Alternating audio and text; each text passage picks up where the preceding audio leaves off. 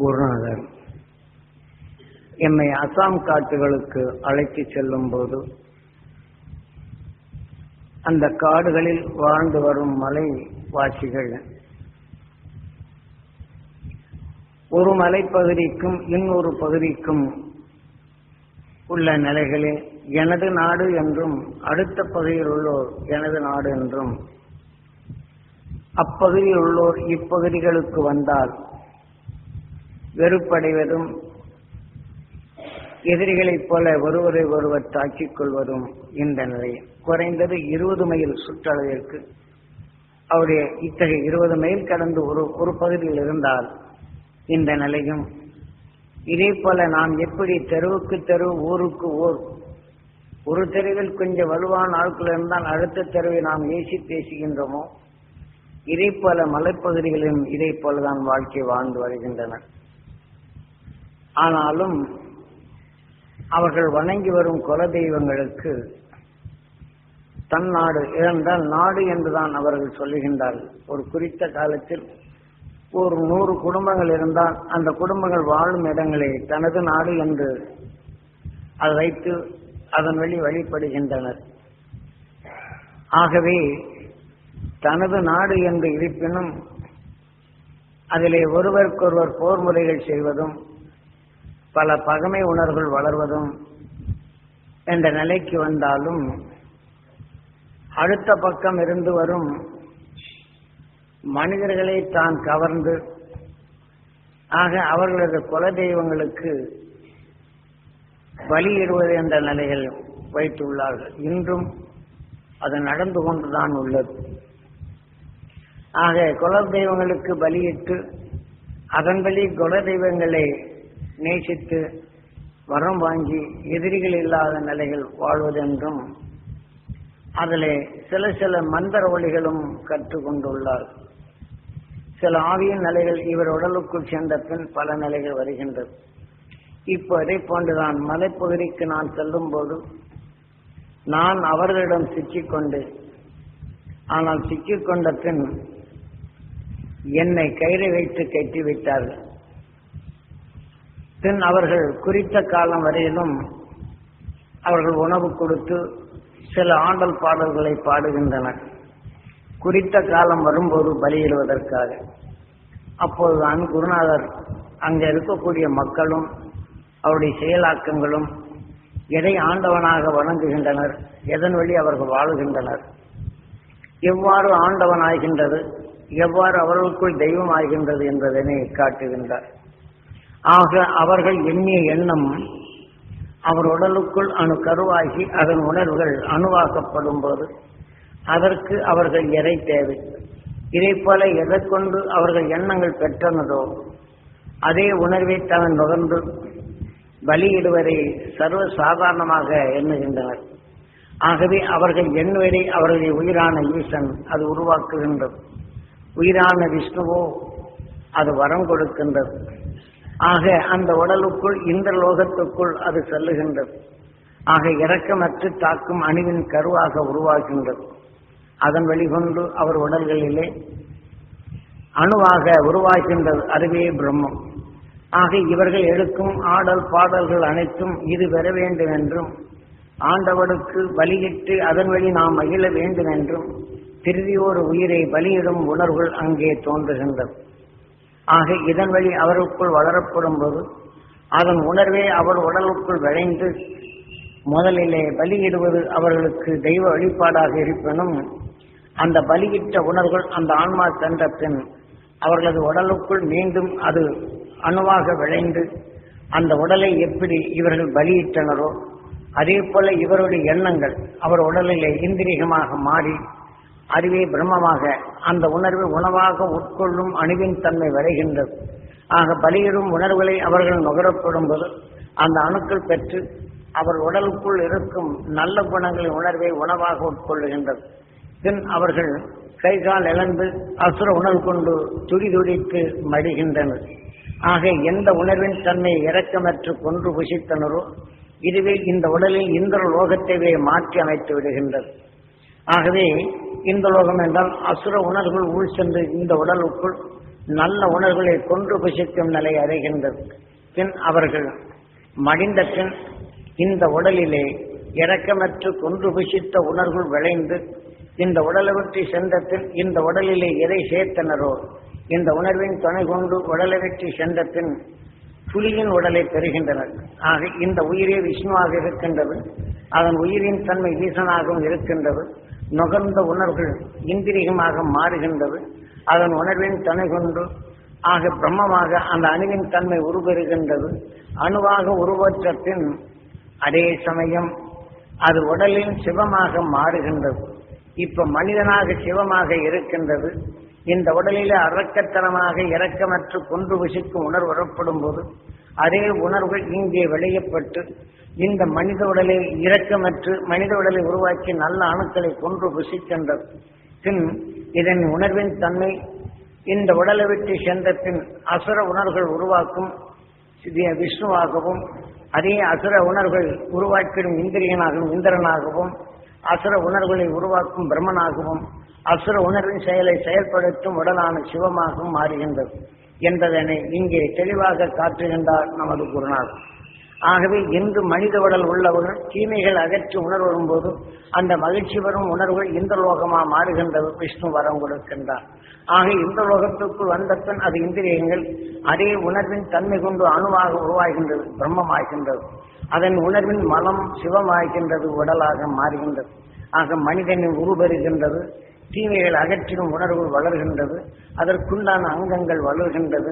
ஆக நமக்கு இனி பிறவியில்லா நிலைகள் என்ற அடையும் இந்த உணர்வுகள் நமக்குள் விளைகின்றது. அதன் வழி சென்றால் அடுத்த உடலுக்குள் சென்று பிறவியில்லா நிலையை அடைகின்றது. இப்போது அசுர உணர்வு கொண்டு உணர்வின் தன்மை கொன்று புசிக்கும் உணர்வு பெற்றால் புலியின் ஈர்ப்புக்குள் சென்று அதன் உணர்விலே கருவாகி உருவெற்று புலியாக பிறக்கும் தன்மை வருகின்றது. ஆகவே அந்த இந்த லோகத்தை மாற்றி அமைத்து அசுர குணங்கள் கொண்டு வாழும் நிலை வருகின்றது. உயிர் விஷ்ணு ஆகின்றது. புலியின் உயிரே ஈசனாகின்றது. ஆனால் அது நுகரும் உணர்வுகள் தனக்கு பசிக்காக ஏங்கி மற்றொன்றை கொண்டு புசிக்கும் உணர்வுகளை நுகர்கின்றது. அதன் உணர்வுகளில் இந்திரியங்களாக மாறுகின்றது. அது வளர்ச்சி அடைந்த பின் பிரம்மனாக மாறுகின்றது. உருவரும் சக்தி வருகின்றது. ஏனென்றால் ஒரு அணு உருவாக்கி வைத்தால் மீண்டும் தன் இனத்தை உருவாக்கும் என்று பொருள். ஆகவே பிரம்மன் உருவாக்குகின்றார். பிரம்மாவின் மனைவி சரஸ்வதி எக்குணத்தின் தன்மை கொண்டதோ அதன் ஞானத்தின் தன்மை கொண்டு அந்த அணுக்களின் வளர்ச்சியும் அந்த உணர்வுகள் அந்த அணுக்கள் தன் உணவாக தனக்குள் வளர்த்துக் கொள்வதும் அதே சமயம் தன் உடலில் அந்த அணுக்களின் மனமே சிவமாகின்றது. ஆக இந்த லோகத்திற்குள் அசுர குணங்கள் செயல்படும் போது அதற்கு மகிழ்ச்சி ஆகின்றது. புலி மற்றொன்றை கொன்று புசிக்கும் போது அதற்கு ஆனந்தம் அறிகின்றது. அதே சமயத்தில் தனக்குள் அரக்க உணர்கொண்டு மற்றொன்று தனக்குள் வந்து புசித்திடாது தடுத்து நிறுத்துகின்றது. தன் பசி தீரும் வரையும் பசி தீர்ந்தால் எழுந்து சென்று விடுகின்றது. அதுவே இதை போன்ற நிலைகள் பின் மறுபடியும் ஆவேசம் கொண்டு தாக்கி தன் உணவை எடுத்துக்கொள்ளும் சக்தி வருகின்றது. ஆகவே மனிதனின் வாழ்க்கையில் நாம் இந்த உடலில் நாம் எந்த தவறினை செய்கின்றோமோ அதை நுகர்கின்றோமோ அது நம் உடலுக்குள் இந்திரியமாக மாறி நம் உடலே அழித்திடும் பால்படும் நிலை வந்துவிடுகின்றது. ஒருவனை பழித்து பேசியோ தொல்லைகள் கொடுக்க வேண்டும் என்ற எண்ணங்கள் கொண்டாலோ அல்லது பழித்து பேசி அது பழி தீர்க்கும் உணர்கொண்டு பிரிந்து ஒருவர் செய்கின்றார் என்று நாம் உற்று பார்த்தாலோ அதன் உணர்வை நாம் நுகர்ந்தால் நாம் தவறு செய்யவில்லை. ஆனால் பிரிவு ஒருவன் இதை போன்ற தவறுகளை செய்கின்றான், தவறின் வாழ்க்கையை வாழ்கின்றான் என்றாலும் நாம் தர்மத்தின் அல்லது நாம் நியாயத்தின் அடிப்படையில் கொண்டு நாம் சார்ந்த உணர்வுண்டு உற்று பார்த்தோம் என்றால் அந்த உணர்வின் தன்மை நமக்குள் ஊக்குகின்று அதே உணர்வின் இந்திரியமாக மாறி நம் உடலுக்குள் அந்த தவறு செய்யும் உணர்வுகள் விளைந்து விடுகின்றது. வேடிக்கை பார்த்தாலே இப்படி வருகிறது என்றால் ஒருவனை தொல்லை கொடுத்து அதனால் நாம் ரசிக்கும் தன்மை வந்தால் ஒருவனுக்கு தொல்லை கொடுக்கும் போது அவன் வேதனைப்படுகின்றான். வேதனை உணர்வை நாம் நுகர்ந்தான். வேதனை உருவாக்கும் அணுக்கள் நமக்குள் உருவாகி நம் உடலுக்குள் இருக்கும் நல்ல குணங்களை கொன்று புசித்துவிடும்.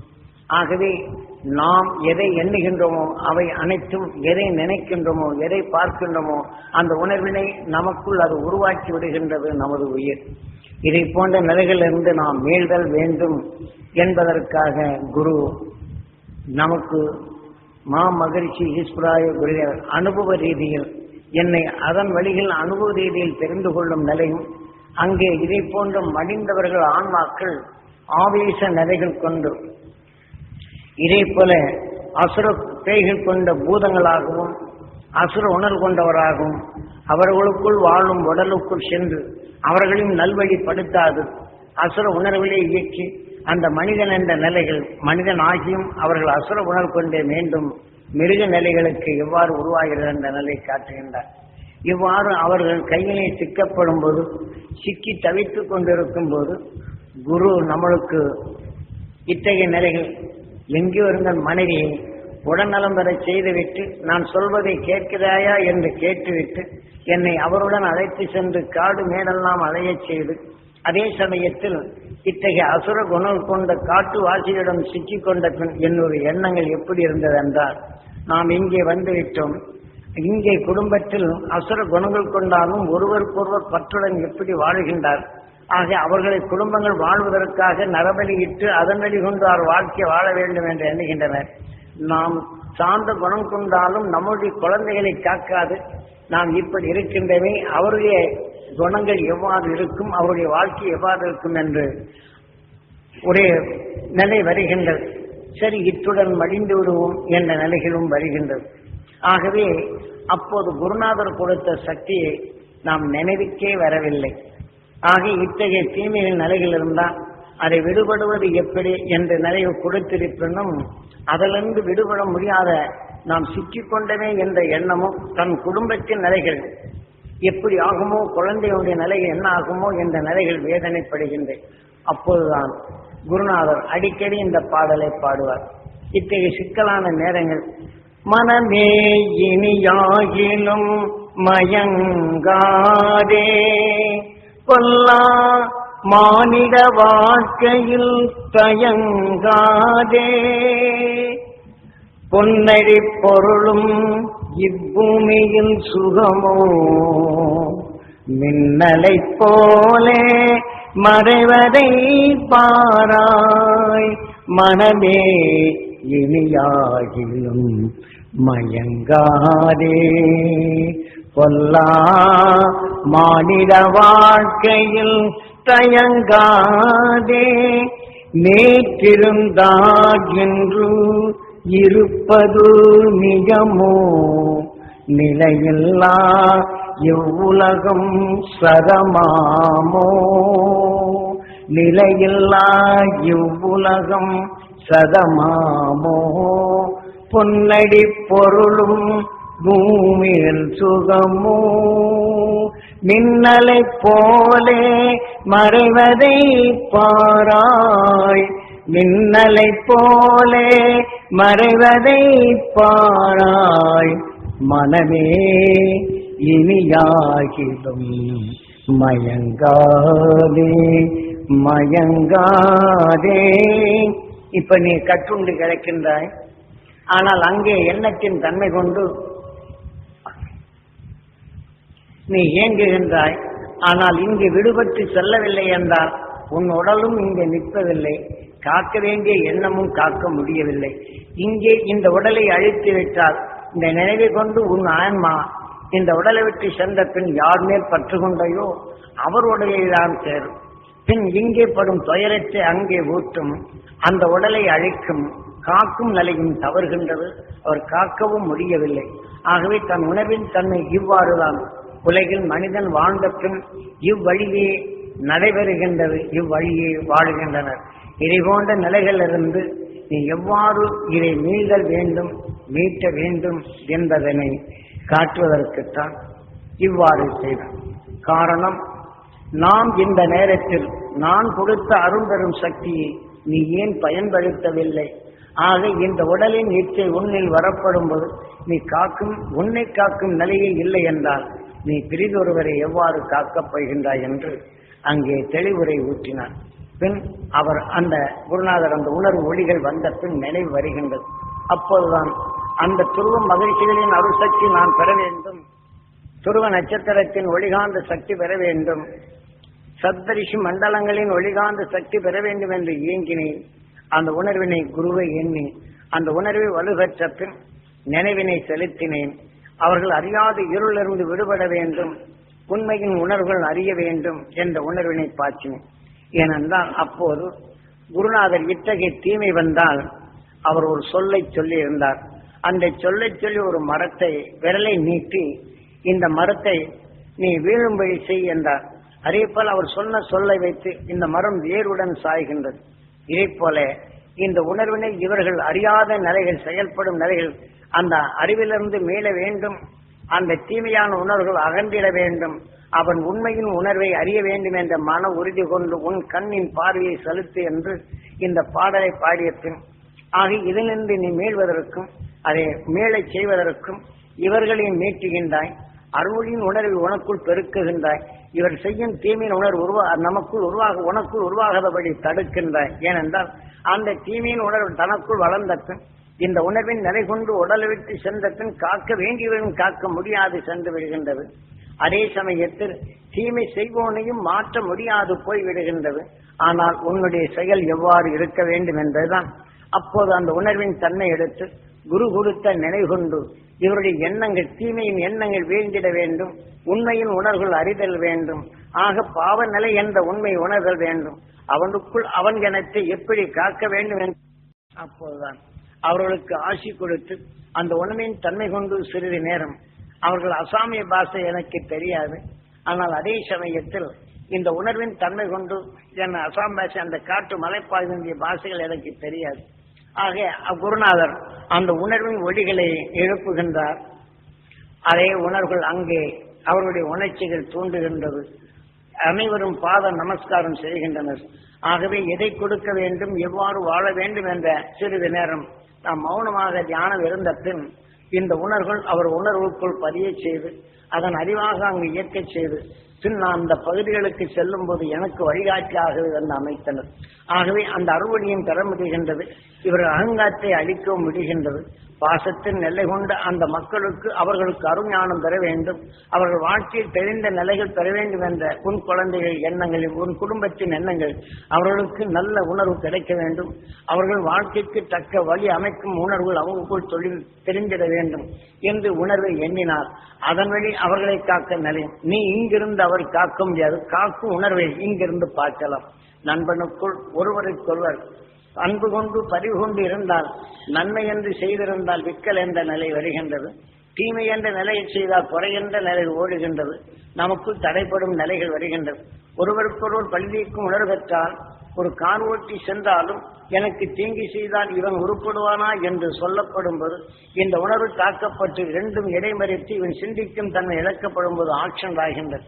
அதே சமயத்தில் உணவு உட்கொள்ளும் போது எனக்கு துரோகம் செய்தான் இவன் உருப்படுவானா என்றால் அந்த உணர்வின் தன்மை பொறை ஓடுகின்ற ஒரு பருக்கு நுரையீரலுக்குள் சென்றால் அவன் கொடும் நோயாக நாளடைவில் மடியும் தன்மையை வருகின்றது. ஒரு நாள் பொறை என்று இருக்கலாம், அடுத்த கணம் பல அந்த ஒரு பருக்கையோ ஒரு பொருளோ வந்த நுரையீரலுக்குள் சென்று விட்டால் மிகவும் கடினமாகி விடுகின்றது அவன் வாழ்க்கை. இதைப்போல கடும் நோய்கள் மனிதனுக்கு மனிதன் என்னும் நிலை வருகின்றது. இதைப்போல உன் உணர்வின் தன்மை, உன் உடலின் சரீரம் கொண்ட அவர்களுக்கு அருள்வழி கிடைக்க வேண்டும், மனபலம் பெற வேண்டும், மகிழ்ச்சியின் அருள் உணர்வு பெற வேண்டும், அவர்கள் அறிந்துணர்ந்து செயல்படும் சக்தி பெற வேண்டும் என்ற எண் உனக்கு கொடுத்த இந்த உணர்வின் சக்தி இவ்வாறு நீ சீராக பயன்படுத்தேன். இதைப்போல குரு கொடுத்த அருளின் உணர்வு உங்களுக்குள் பதிவு செய்து கொண்ட பின் வாழ்க்கை எத்தகைய தீமை என்றாலும் அந்த தீமையை நீங்கள் உங்க உடலுக்குள் பதிவாகாதபடி ஒரு தீங்கின் நிலையை அதிகமாக செய்து கொண்டே இருக்கிறார். நம்ம மனம் தாங்கவில்லை என்றால் வேறு ஒன்றும் செய்ய வேண்டியில்லை, சும்மா கேட்டுக்கொண்டே இருங்க. அவர்கள் எதையெல்லாம் கெட வேண்டும் என்று எப்படியெல்லாம் சொல்லுகின்றனரோ அதை திருப்பி நீங்களே அனுபவித்து அதன் வழியில் தெரிந்து கொள்ளுங்கள் என்று சொன்னால் போர் உங்களுக்குள் அது வராது. தீங்கி செய்வோர் உணர்வை நமக்குள் நகர்ந்தால் அந்த தீங்கின் உணர்வு இந்திரியமாகி அதன் உணர்வு அணுவாகும் போது அந்த உணர்வின் உணர்ச்சிகள் உணவாக எடுக்கும் போது அதே பேச்சு, அதே சொல், அதே நிலையும் நமக்குள் அந்த தீங்கின் அணுக்கள் என்று நமக்குள் தீங்கான அணுக்கள் உருவாகி நம் உடலையும் பால் படித்துவிடும். இதை போன்ற நிலைகளிலிருந்து விடுபட யார் எத்தகைய தீமைகளுடைய நிலையில் பேசினாலும் நீ பேசுவது, நீ சொன்னது, நீ கேட்டது எல்லாம் நீ எதையெல்லாம் கெட வேண்டும் என்று எண்ணுகின்றாயோ அவையெல்லாம் உனக்குள்ளே அனுபவித்து தெரிந்து கொள், அதுவே உனக்கு சிறந்ததாக இருக்கும் என்ற நிலையும் சொல்லிவிட்டு நாம் அடுத்த கணம் அவர்கள் அறியாதிலிருந்து விடுபடல் வேண்டும், பொருள் காணும் நிலைகள் பெற வேண்டும் என்ற நமக்குள் அந்த உணர்வின் தன்மை படைத்தல் வேண்டும். ஏனென்றால் அவர்கள் கேட்ட உணர்வு நமக்குள் இருந்து அவர்கள் அறியாமலிருந்து விடுபட வேண்டும் என்ற உணர்வும், நல்ல ஒழுக்கத்தின் தன்மை அங்கு வர வேண்டும் என்றும், பண்பின் உயர்வு அங்கே வர வேண்டும், பண்பின் நிலையை கொண்டு அவர்கள் வளர வேண்டும் என்ற உணர்வை நாம் எண்ணத்தால் எண்ணிவிட்டால் இந்த நினைவின் ஆற்றல் நமக்குள் பண்பு கொண்ட உணர்வின் அணுக்களை வளர்க்கவும், நமக்குள் சொல்லும் செயலும் உடலின் நிலைகளின் நன்மை பயக்கும் நிலைகள் வரும். ஆகவே நீங்கள் ஒவ்வொருவரும் குரு காட்சி அறுவடை பல காலம் பல நிலைகளில் மலைகளிலும் காடுகளிலும் துயரப்பட்டு உண்மையின் இயக்க உணர்வு எவ்வாறு இயக்குகின்றது, நாம் நுகர்ந்ததை உயிர் எவ்வாறு 5 இந்திரியமாக மாற்றுகின்றது, இந்த லோகமாக நம் உடல் மாறுகின்றது, அதிலே அந்த அணுவின் தன்மை வாரிவிட்டால் பிரம்மனாக உருவாக்கி தன் இனத்தின் தன்மை எப்படி பிறக்கின்றது, அதே சமயத்தில் தன் உடலுக்குள் இந்த சிவம் எப்படி உருவாகிறது என்ற நிலையும் விஷ்ணு வரம் கொடுக்கின்றான். இந்திரனோ அதனை மகிழ்ச்சியாக ஏற்றுக்கொள்ளுகின்றான். பிரம்மனோ அவன் வழிப்படி அதன் உருவாக்குகின்றான். நாம் எதையெல்லாம் எண்ணுகின்றோமோ இதுதான் ஜபம் என்று பலகாலம் ஆக பிரம்மனை நோக்கி தவம் இருந்தான் என்று சொல்வார். நாம் எதனை எண்ணி இயங்குகின்றோமோ அதுவே பிரம்மமாக மாறுகின்றது, அதன் வலிவே ஒன்றாக கூறுகின்றது. இப்ப நாம் குழம்பு வைக்கிறோம் என்றால் அந்த குழம்புக்குள் காரத்தின் தன்மை அதிகமாக போட வேண்டும் என்று எண்ணினால் காரத்தை போட்டு விடுகின்றோம், சுவை கெட்டு விடுகின்றது. ஆகவே ரசித்து சாப்பிடும் தன்மை இழந்து விடுகின்றது. ஒரு குழம்பிலே உப்பை போட்டு விட்டால் அது தன்னை சுவைத்து சாப்பிட முடியாத நிலை வருகின்றது.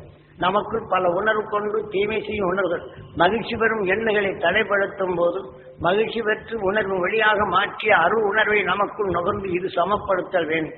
இதனை உணர்வை அதிகமாக பெருக்கி நமக்குள் சிறுமையும் தீமையும் விளைவிக்கும் அணுத்தன்மைகளை குறைத்திடல் வேண்டும்.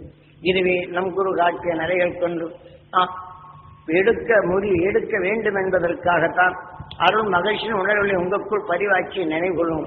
ஒருவர் ஏசினால் பேசினால் வேதனைப்பட்டால் அதை நமக்குள் பதிவாக்கினால் மீண்டும் நினைவாக்கப்படும் போது நாம் அவர்கள் எதை துயரப்பட்டாலோ அதே உணர்ச்சியில் நம்மகள் தூண்டுகின்றது, அது எண்ணங்கள் வளர்கின்றது.